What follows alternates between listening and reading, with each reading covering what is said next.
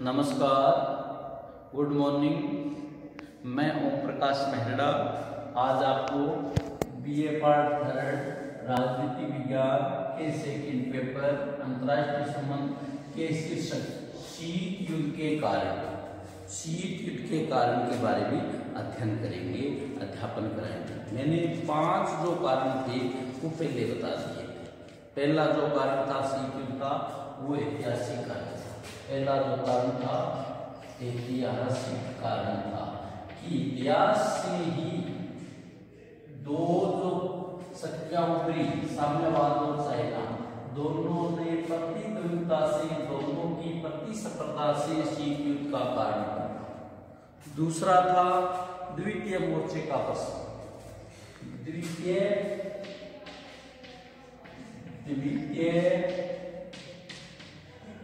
मोर्चे का प्रश्न। द्वितीय मोर्चे का प्रश्न। द्वितीय मोर्चे के प्रश्न में यह था कि द्वितीय विश्व युद्ध के बाद हिटलर ने सोवियत संघ को भारी जनधन की आर्थिक पहुंचाई, तो इसलिए स्टालिन ने द्वितीय मोर्चा खोलने के लिए नाजी फौजों के विरुद्ध अपना दूसरा मोर्चा तैयार किया। इसलिए द्वितीय मोर्चा तैयार होने से द्वितीय मोर्चे के कारण शीत युद्ध हुआ। तीसरा है युद्धोत्तर उद्देश्यों में अंतर। युद्धोत्तर उद्देश्यों में अंतर। युद्धोत्तर उद्देश्यों में अंतर। युद्ध के जो समय उद्देश्य थे, युद्ध के समय जो उद्देश्य थे, उन उद्देश्यों में अंतर होने के कारण, उन उद्देश्यों में सभी में भिन्नताएं थी। उन भिन्नताओं के कारण भविष्य में जर्मनी को सुरक्षित रखने के लिए, सोवियत प्रभाव क्षेत्र को कम लाने के लिए, पश्चिमी देशों में जर्मनी के सोवियत संघ को प्रभावित होने के भय से उन देशों की सोवियत संघ के बढ़ते प्रभाव को सीमित करने के लिए कटिबद्ध थे। इसके कारण इस स्थिति से, इस जो माहौल था, इस माहौल से, इस जो वातावरण तैयार हुआ था, इस वातावरण से शीत युद्ध की प्रभावना हुई। नंबर 4 सोवियत संघ द्वारा याल्टा समझौते के परिणाम। सोवियत संघ द्वारा याल्टा समझौते की अवहेलना।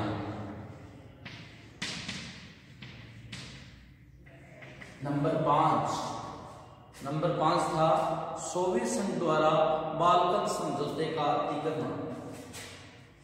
सोवियत संघ द्वारा बाल्कन समझौते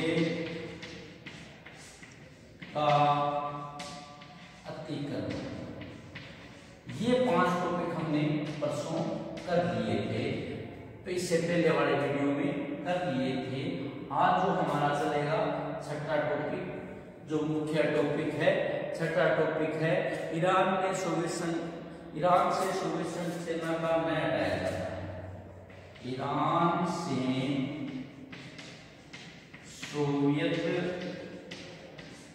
संघ की सेना का न हटाया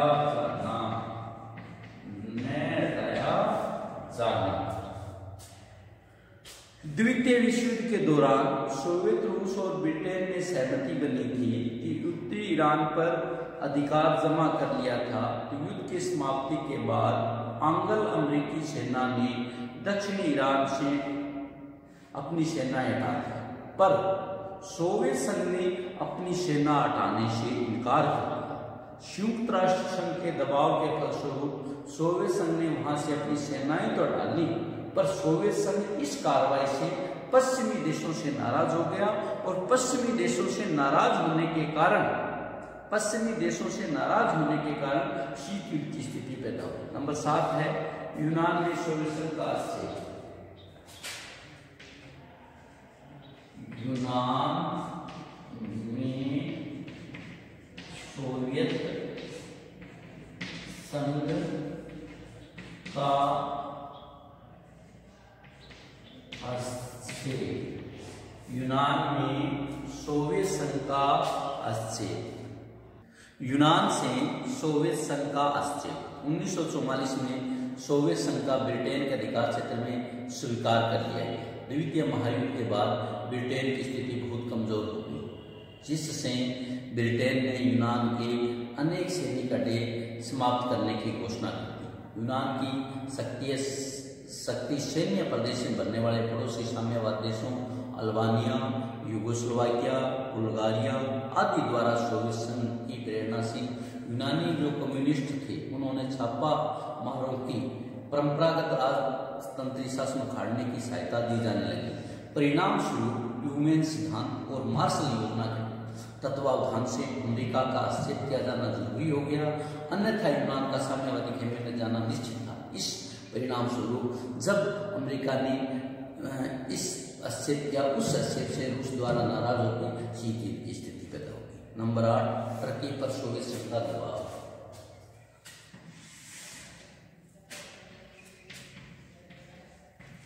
टर्की पर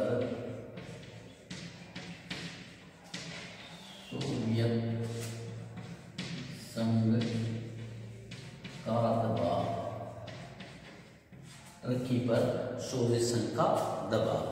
युद्ध के तुरंत बाद सोवियत संघ, कौन से युद्ध के? द्वितीय विश्व युद्ध। युद्ध के तुरंत बाद सोवियत संघ ने टर्की पर कुछ भूप्रदेश वास्तव के नासिक अड्डा बनाने का अधिकार देने के लिए दबाव डालना शुरू कर दिया, परंतु पश्चिमी राष्ट्र ऐसा नहीं चाहते थे कि सोवियत संघ टर्की में ऐसी कार्रवाई करे। जब टर्की में सोवियत संघ का हस्तक्षेप बढ़ने लगा तो अमेरिका ने उसे चेतावनी दी कि टर्की पर किसी भी आक्रमण को सहन नहीं किया जाएगा, मामला सुरक्षा परिषद में रखा जाएगा। ये स्थिति भी ये कारण भी शीत युद्ध का कारण है। नंबर 2, अणुबम का आविष्कार। अणु बम का आविष्कार।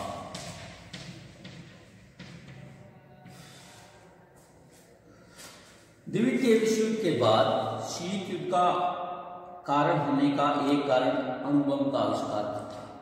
कहा जाता है कि अणुबम ने हिरोशिमा का ही विध्वंस नहीं किया, अपितु युद्धकालीन मित्र राष्ट्रों की मित्रता का भी अंत कर दिया। संयुक्त राज्य अमेरिका में अणुबम का अनुसंधान कार्य और उसका परीक्षण बहुत पहले से चल रहा था। अमेरिका ने इस अनुसंधान, जो अणुबम का अनुसंधान था, इसकी प्रगति से ब्रिटेन पूरा परिचित रहा, लेकिन सोवियत संघ ने इसका रहस्य जानबूझकर गुप्त रखा। सोवियत संघ से इस रहस्य जानबूझकर गुप्त रहने से सोवियत संघ को इस मामले से जबरदस्त सदमा पहुंचा। इससे उन्होंने एक और विश्वासघात माना कि संधि का विश्वासघात है। उधर अमेरिका और ब्रिटेन ने अणुबम के कारण अभिमान हो गया।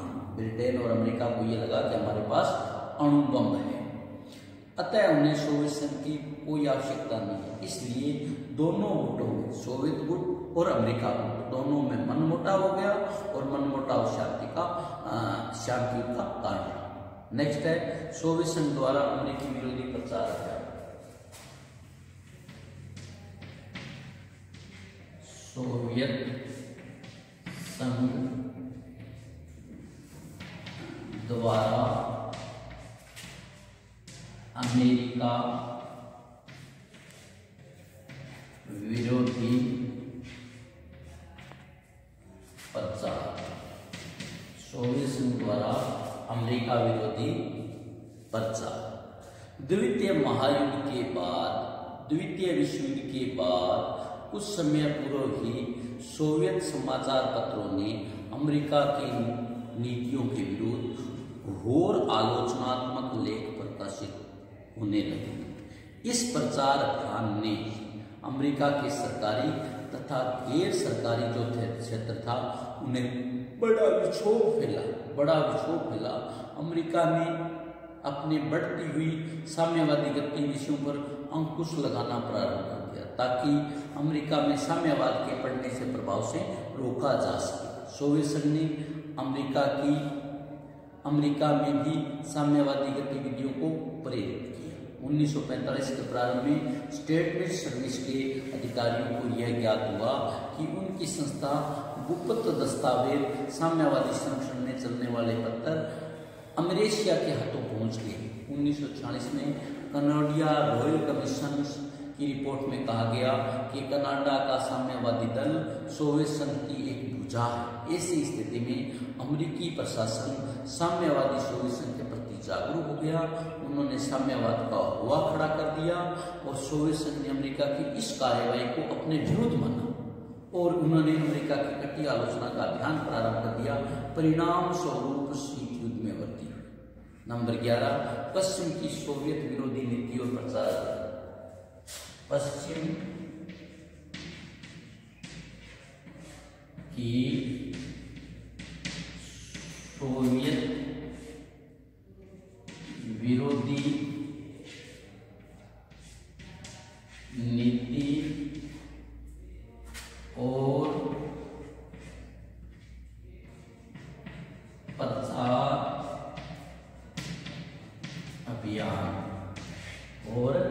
प्रचार अभियान। पश्चिम की सोवियत विरोधी नीति और प्रचार अभियान में शीत युद्ध की जो प्रकृति थी उसमें घी का काम किया। 18 अगस्त 1945 को बर्जेर जो अमेरिका के सचिव थे, बेविल जो ब्रिटेन के विदेश मंत्री थे, मैं अपनी विज्ञप्ति में सोवियत नीति के संदर्भ में कहा कि हमें तानाशाही के एक स्वरूप के स्थान पर उसके दूसरे स्वरूप के संस्थापना को रोकना चाहिए। 5 मार्च 1940 को अपने फुलटन भाषण में चर्चिल ने कहा कि बाल्टिन में स्टेटिस से लेकर एड्रियाटिक में ट्रीटे तक महाद्वीप में एक लोह आवरण छा गया है। वे सभी प्रसिद्ध नगर और सोवियत क्षेत्र में बसने वाली जनता न केवल सोवियत प्रभाव में वरना सोवियत नियंत्रण में। उसने आगे कहा कि स्वतंत्रता की दीप शिखा प्रज्वलित रखने तथा ईसाई सभ्यता को सुरक्षित रखने के लिए एक आंग्ल अमेरिकी गठबंधन की आवश्यकता है, यानी ब्रिटेन और अमेरिका के गठबंधन की आवश्यकता है। चर्चिल ने फुलटन भाषण में दूरगामी परिणाम हुए और अप्रैल 1946 में दोनों में मतभेद खुले आम प्रकट हो गए, जिससे दोनों पक्ष एक दूसरे की स्वतंत्रता दृष्टिकोण पर नग्न सत्य बन गए। यह शायद चर्चिल के व्याख्यान का प्रभाव था, जिसमें मुनरो सिद्धांत को एक निश्चित स्थान प्रदान किया गया, जिसने मार्शल योजना को जन्म दिया। चर्चिल ने फुलटन भाषण के संबंध में कहा कि ब्रिटेन में युद्धकालीन नेता फुलटन को जन्म दिया। चर्चिल फुलटन भाषण में कहा गया कि ब्रिटेन में युद्धकालीन नेता के फुलटन भाषण में शीत युद्ध वास्तव में प्रारंभ न किया हो तो वह प्रथम उद्भूत था। नेक्स्ट है 12, बर्लिन की नाकेबंदी। बर्लिन की नाकेबंदी। बर्लिन की नाकेबंदी। बर्लिन की नाकेबंदी।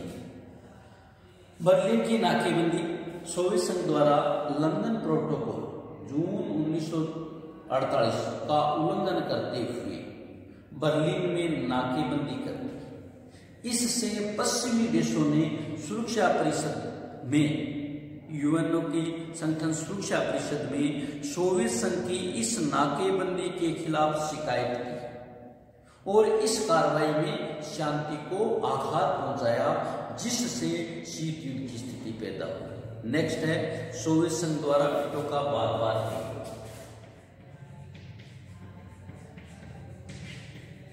सोवियत संघ द्वारा बार-बार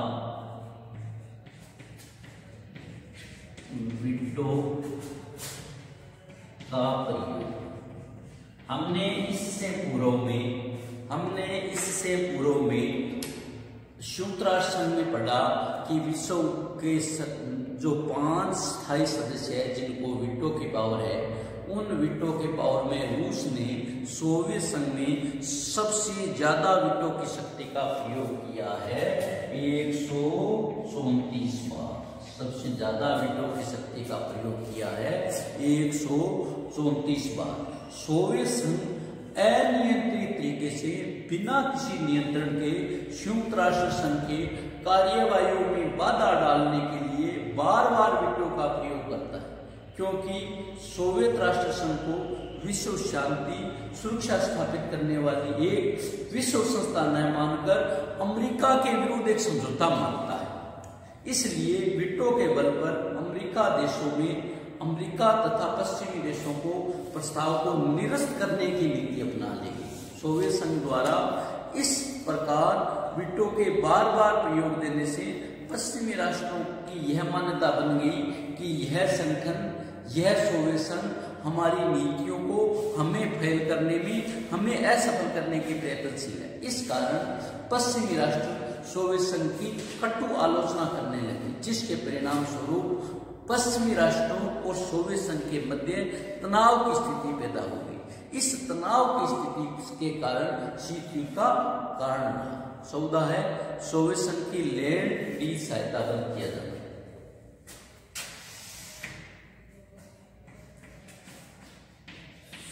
सोवियत संघ की लैंड, सोवियत संघ की लैंड लीज सहायता का बंद किया जाना। लैंड लीज एक्ट के अंतर्गत अमेरिका द्वारा सोवियत संघ को जो आंशिक आर्थिक सहायता दी जा रही थी, उससे वह असंतुष्ट तो था ही, क्योंकि सहायता अत्यंत अल्प थी। किंतु इस अल्प सहायता को राष्ट्रपति ट्रूमैन ने द्वितीय विश्व के बाद एकाएक बंद कर दिया, जिससे सोवियत संघ का नाराज होना स्वाभाविक था और नाराज होना ही शीत युद्ध का कारण रहा। नेक्स्ट है 15 शक्ति संघर्ष।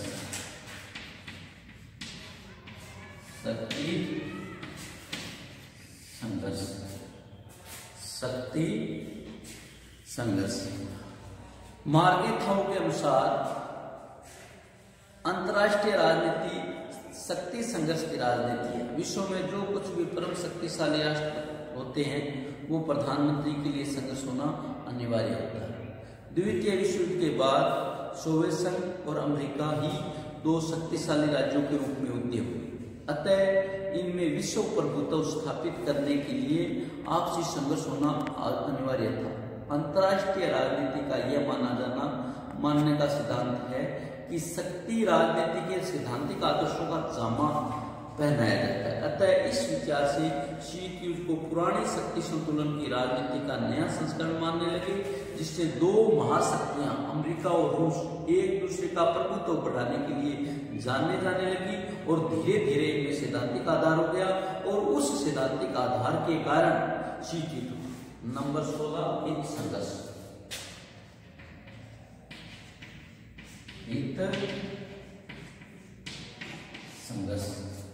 हित संघर्ष शीत युद्ध वस्तुतः राष्ट्रीय हितों का संघर्ष था। द्वितीय महायुद्ध के उपरांत अनेक मुद्दों पर सोवियत संघ अमेरिका के हित स्वार्थ आपस में टकराते रहे। ये विवादास्पद मुद्दे थे। जर्मनी का प्रश्न था, चाहे बर्लिन का प्रश्न था, चाहे पूर्वी यूरोप के साम्यवादी शासन की स्थापना करना था, ये आपस में हित टकराव करना भी शीत युद्ध का कारण है। तो शीत युद्ध के कारणों को हम एक बार और देख लेते हैं। प्रथम शीत युद्ध का कारण है ऐतिहासिक कारण। दूसरा शीत युद्ध का कारण है द्वितीय मोर्चे का अवसान। ये द्वितीय मोर्चा तैयार हो गया। तीसरा था युद्धोत्तर उद्देश्यों में अंतर। चौथा है सोवियत संघ द्वारा याल्टा समझौते की अवहेलना। पांचवा है सोवियत संघ द्वारा बाल्टन समझौते का अतिक्रमण।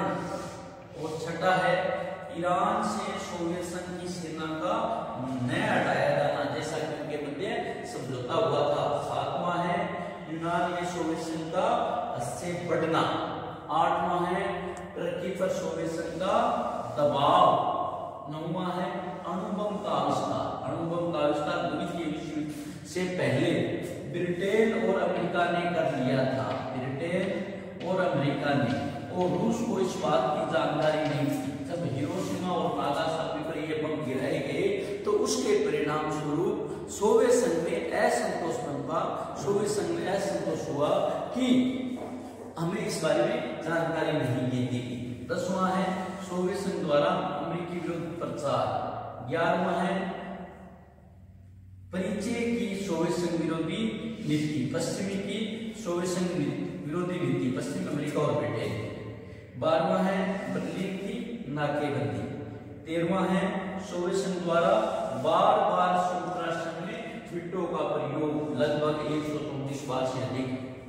14वां है सोवियत संघ की लैंड सहायता का बंद किया जाना। 15वां है शक्ति संघर्ष। 16वां है हित संघर्ष। थैंक यू, धन्यवाद। आज हम इतना ही करेंगे।